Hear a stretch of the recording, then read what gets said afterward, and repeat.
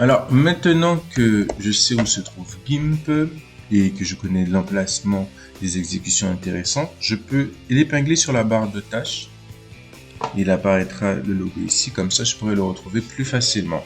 Ou tout simplement ouvrir le logiciel qui va s'ouvrir dans quelques instants.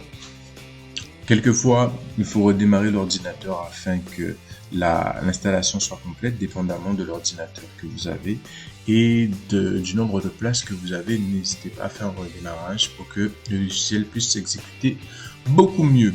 Alors, nous attendons l'ouverture du logiciel GIMP et nous allons apprendre maintenant à comment ouvrir nos fichiers sur GIMP. Alors, tout simplement, on va fermer cette page. On va faire fichier, ouvrir.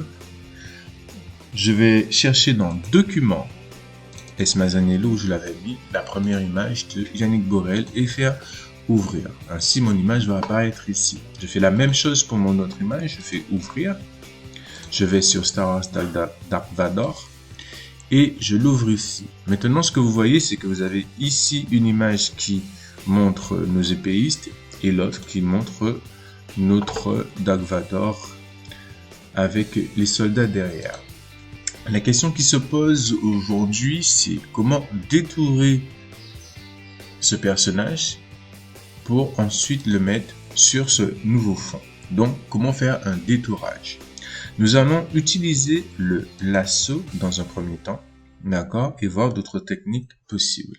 Alors, je fais grosso modo une exécution. Je peux toucher la loupe ici et venir pour faire mon détourage. Je peux me rapprocher, je vais dézoomer un peu et je vais vous montrer grossièrement comment faire un découpage. Donc, je peux faire un découpage comme ceci. CTRL-Z pour supprimer. Et je vais faire le tour de mon personnage afin de la voir entièrement.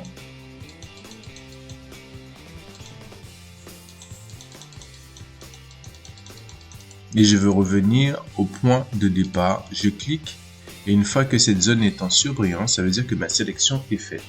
Je vais dans édition, copier. Je vais sur ma nouvelle image et je fais édition, coller comme nouveau calque. Cela me permet d'avoir deux calques distincts. Je peux modifier. Alors, ce qu'on peut bien voir ici, c'est que mon découpage vraiment est fait de façon très grossière. Donc, ce n'est pas ce qu'on peut appeler un détourage de qualité. Alors, que puis-je faire?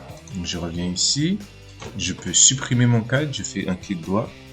Supprimer le calque.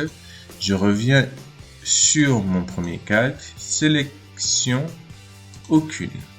Et maintenant, je vais m'appliquer à faire une sélection beaucoup plus nette, beaucoup plus précise. Je vais zoomer sur l'image, reprendre le lasso et exécuter vraiment la même chose.